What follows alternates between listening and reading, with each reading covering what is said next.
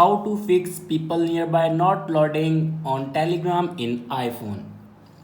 So let's start the video. First of all, if you want to fix this problem, then simply swipe down to your control center, and here you can turn on or off your airplane mode 2 to 3 times. After turn on or off your airplane mode, then open your app store and then search here Telegram. Now here you can check your Telegram will be updated or not. If it doesn't update, then here you can see the option update, then update your Telegram.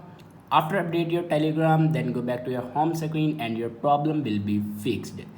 If it doesn't fix your problem, then open settings and click on general and then click on iPhone storage.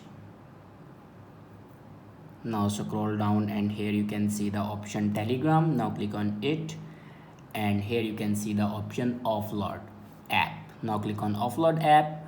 After offload your Telegram, then reinstall it. After reinstall Telegram, your problem will be fixed. I hope this video is helpful for you. Thanks for watching.